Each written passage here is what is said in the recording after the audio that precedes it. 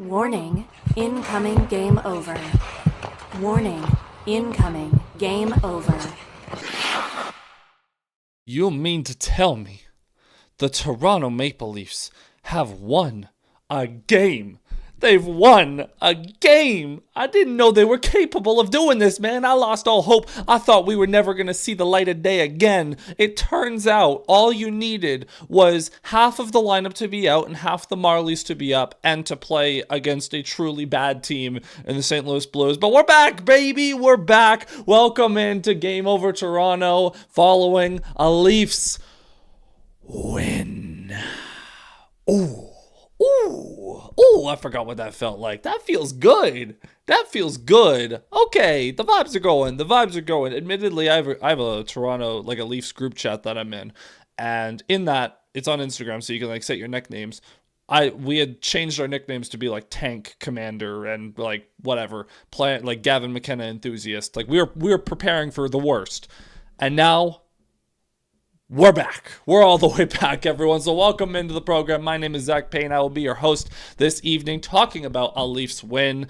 And yeah, man, what a bizarre day. Because honestly, the vibes so bad. The lineup so bad on paper. But they finally just get a win. Maybe this is what they need. I don't know. I've said that a lot in October and to start November. Like, maybe this is just what they need. They just needed a win.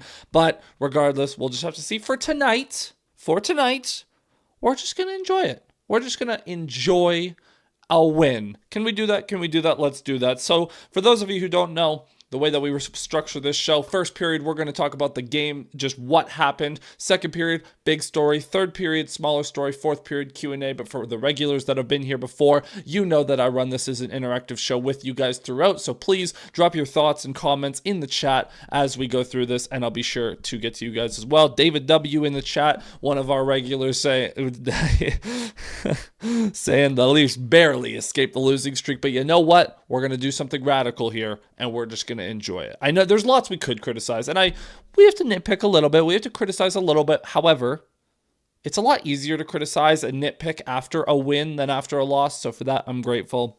Luke Venables checking in. When the movie is written about the Leafs winning the 2026 Cup, this game will be known as the turning point. Plan the parade. Luke has the passion going tonight. So before we get into the game, we have to talk about who was playing in this game, as in who was not playing in this game, because, oh my lord, the injuries are just piling up for the Leafs. So on the injury list right now, Anthony Stolarz, we knew that. Wool probably would have started it anyways. Doesn't matter. But Anthony Stolarz, Chris Tanev, Scott Laughton, Austin Matthews, Brandon Carlo, Nick Waugh, and Matthew Nyes was a last-minute scratch that we didn't know about. He's hurt as well. Just about $35 million, which is about 40% of the cap, was injured and not available for this game. The Leafs super shorthanded. Jacob Quillen, playing in his first game, gets the call up. Troy Stecher, after being claimed on waivers, gets into his first game as a Leaf, and he looked good, I gotta admit, and we'll talk about him. The Leafs very shorthanded this one. The second line and third, the second and third line, the lineup was a joke tonight. We could just say that. The lineup was a joke in terms of quality, but sometimes you just need to play hard, play with intensity and effort, and it pays off. And the Leafs actually did play a perfectly fine game. So early on in front, though, Nathan Walker, on one of the dumbest plays, it was just a simple dump in. This is a minute 50 in. Simple dump in. Morgan Riley and Simone Benoit cannot win a battle behind the net. Nathan Walker takes it out front, turned away by Wool. And William Nylander, in his infinite wisdom, swats the puck out of the air with a high stick. Not just that. He swats it out of the air with a high stick backwards. Not just that. He swats it out of the air with a high stick backwards into his own net to open the scoring for the Blues. Just a really, what are you doing there, Willie kind of play. Makes it 1-0.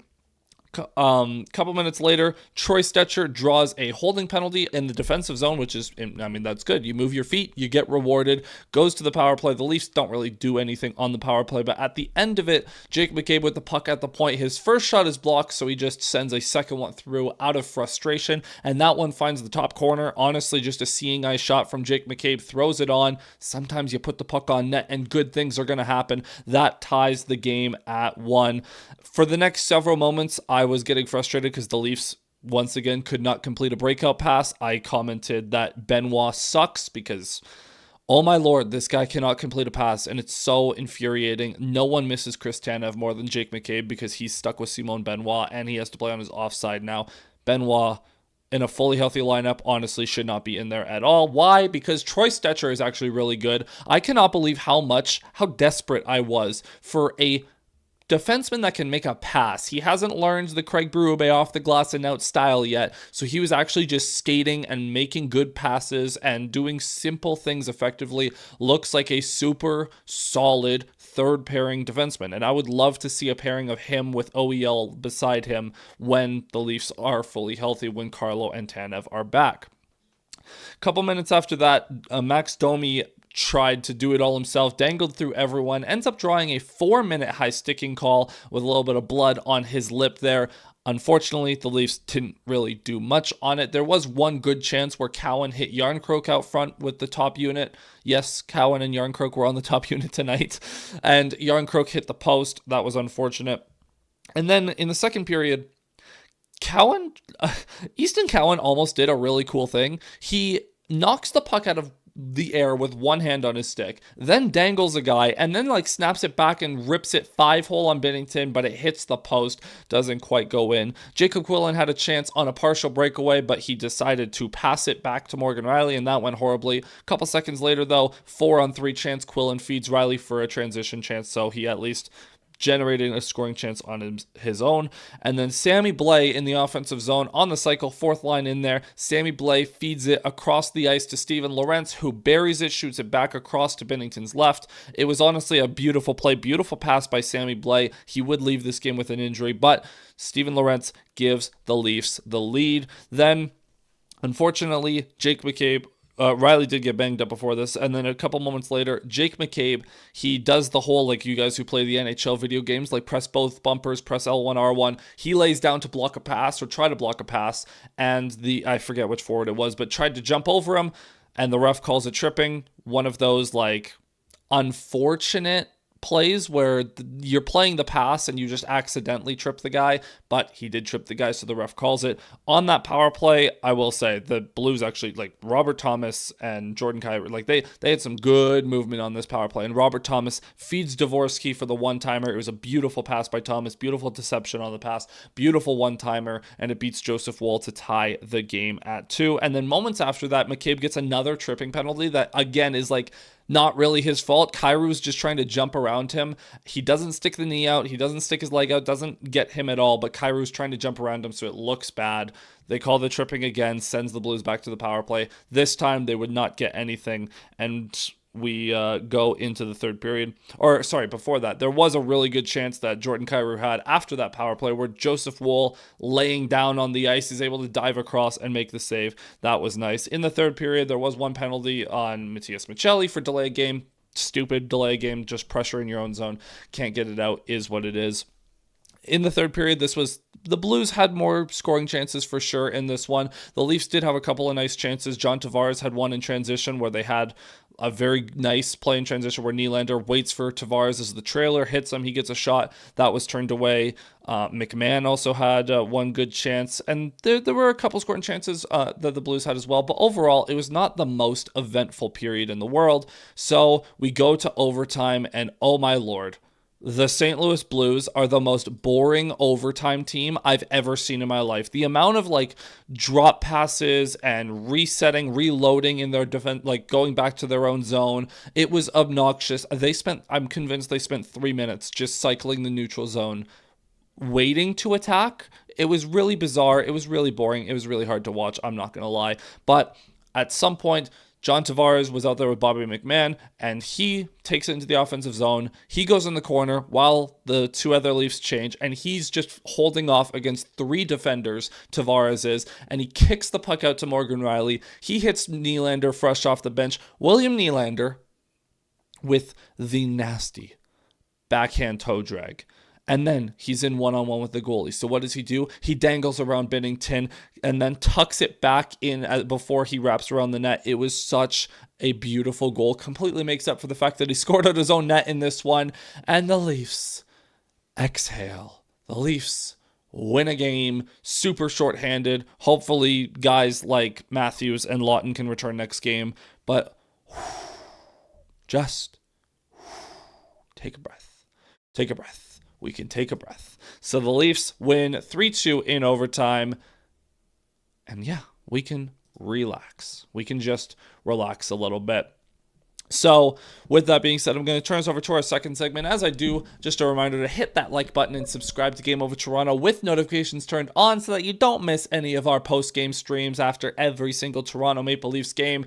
In this second period, honestly, we just got to talk about what is this? Where are we going from here? Because Brad Treliving came out and spoke to the media this morning, might have been this morning, and said nothing. Effectively said nothing of value, like reaffirming his belief in Berube, reaffirming that you can't really trade your way out of this, and that the Leafs have just not been playing well enough, and you gotta yada yada yada. So it's very clear there's no help coming. There's no crazy move that's going to happen. Management's not going to fire Craig Berube, at least not right now. Ownership's not going to fire Brad Treliving, at least not right now. So the guys in the room have to figure this out. There's obviously like the idea that the Leafs are tuning Berube out. For what it's worth, the Leafs definitely were skating with a lot more purpose tonight, and they had the puck a lot more, which was so nice to see, because one of the biggest criticisms of Craig Berube's style with this team is they don't value the puck enough. And that's something that I've said before that you guys know on the show. The Leafs don't have the puck enough. And I don't care if you get out, if the other team has more shot attempts than you, right? I don't care if the shot attempts are 60-40 for the other team. What I do care about is if you control the quality. Now, in this game, the quality was pretty even on both sides. I think the Blues might have had a touch more expected goals. High danger chances were dead even at 5-on-5. So, in general, chance-wise, I'm fine with it, especially considering who the Leafs had at their disposal, which is to say not much offensively, because for most of regulation, admittedly, Tavares and Nylander were invisible. Like, they weren't doing anything at 5-on-5. They needed 3-on-3 to get going. So, it's going to be in the room. Now, the good news is Joseph Woll looks very good so far. I was not expecting him to look this normal, this locked in early, but he looks very good so far, and I'm very excited for that. When Anthony Stolarz comes back, we'll be able to reevaluate him, see if he works better as a tandem or if this is just a bad year for him. When the team is fully healthy, I hope Simon Benoit never sees a Leafs jersey again because he is so bad. But if Joseph Woll is going to be a normal good goalie, and now that the Leafs have won, once they get on a road trip, and this is something too, William Nylander said the Leafs went on a big team dinner after the game in Chicago, or like before or after the game in Chicago, and he was talking about how needed it was because like they've been at home so much, and that's something that we've talked about on this show, that the Leafs have been at home so much, and they desperately just need a road trip. So they've got one coming up here. They've got a game at home against Columbus, and then I believe that's when the road trip starts after that, is they go to Montreal on Saturday. And is that the start of a 6-game road trip, or is it after that? No. So yeah, they have one home game against Columbus on Thursday, and then they go on the road for 6 straight. Yeah. So if there was a time for the Leafs to turn it around, it would probably be around now, because they just need to be on the road with each other. And they need to get healthy, which they will. There is a world where the rest of November looks not horrible for the Leafs, because so far they've been horrible. We know that they were a bottom 5 team coming into tonight, and it's never a good thing to be bad when you aren't trying to be bad. When you're trying to be good and you're horrible, something is going wrong. The Leafs are trying to figure it out. They still have to go through that process. There is a world where they start to figure it out. We'll see what happens. The Leafs won despite neither having scored on the power play nor having a perfect PK. Yeah, I mean, the special teams, it's the power play is what I'm more worried about.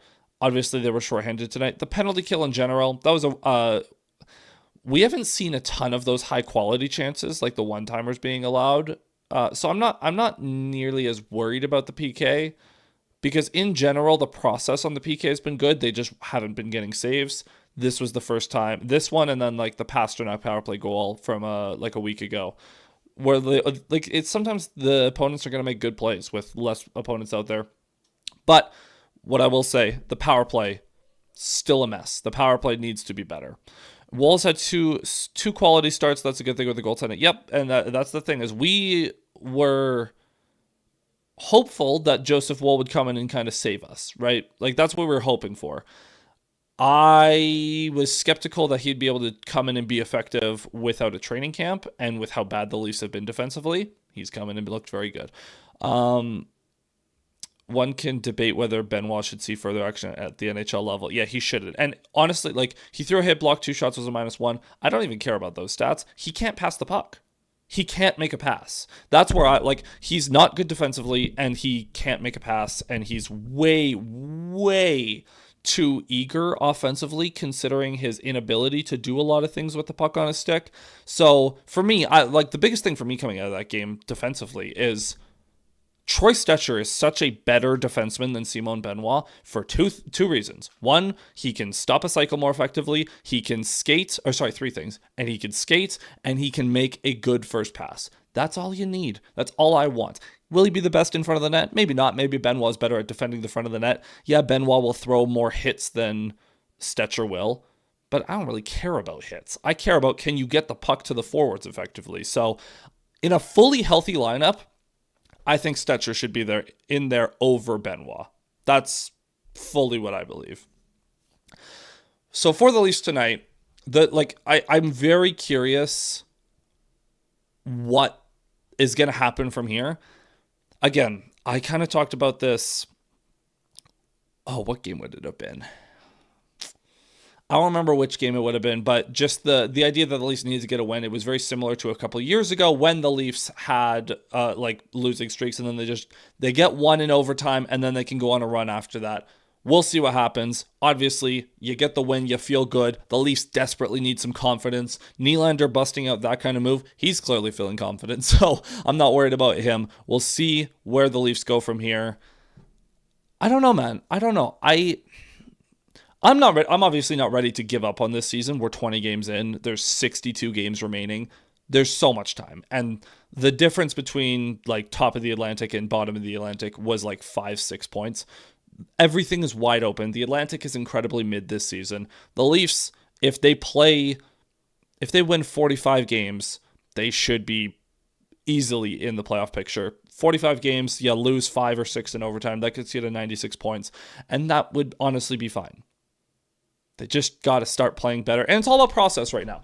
For the rest of November, what I'm looking for is process. Can the Leafs actually genuinely start to value the puck more, start to play a better style of hockey? Obviously, they're going to play the same overall style, but can they play it more effectively, get in the forecheck, do all the right things, and start to earn more power play opportunities, earn more chances in front of the net, earn earn the puck, quite frankly, earn the puck more. Because they have the talent. The talent is not the problem with this team. And even if this team still sucks, talent is not the issue. It's just the way they play together. And that's why I'm hopeful that a road trip will help. But we'll see. With that being said, I'm going to turn us over to our third segment here. Just a reminder to hit like and subscribe to Game Over Toronto and come hang out in the chat. Go follow the Game Over Network on all social media platforms as well so you stay up to date on what's happening with Game Over Toronto, with Game Over in general. Sammy Blais assist on a goal through 4 hits. And he sure wasn't the only forward to have thrown a hit or blocked a shot. Yeah, the forwards were doing a lot better job. I really like Jacob Quillen in there as well. I will say for Sammy Blais, he only played 6:31 in this game. And this is a game after playing 4 minutes. Now, I know he got injured at some point, but it's clear that Berube also just isn't a fan. And it's so bizarre because Sammy Blais does actually play the way that Berube wants them to play. So I don't get what he has against Sammy Blais. Maybe it's his defense. Maybe it's that. But yeah, no, the forwards were excellent in this one. Stephen Lorentz played 15 minutes, which is hilarious. I'm just looking at the time on ice. Jacob Quillen played 9 minutes. I thought he was very solid, steady in those minutes. Bobby McMahon was used up and down. Easton Cowan had 16:33 of ice time. Michelli was down at 12 minutes. I do like Cowan. That's good. Dakota Joshua was a bit invisible, but that's kind of par for the course with Joshua. I wonder what this is going to look like when Matthews is back, because Domi can't be a center. He can't be a center. I wonder, and when Nyes is back, I think it might be maintenance for Nyes. I wonder if they do try Nyes, Matthews, Domi properly and do so Nyes, Matthews, Domi, Robertson, Tavares, Nylander, McMahon, when he's healthy, Joshua? No, I don't like that. Michelli, but then McMahon's down on. See, we'll see what. I don't know, man. We'll see what the lines are. Anyways, the point is, I would not mind seeing Jacob Quillen again as a fourth line center option. If Scott Lawton is still out, I would not hate, once Matthews comes back and you kind of bump all the centers down, and Waugh comes back and you could get Domi out of the center spot, I would not hate seeing Jacob Quillen be the fourth line center. I don't think they will.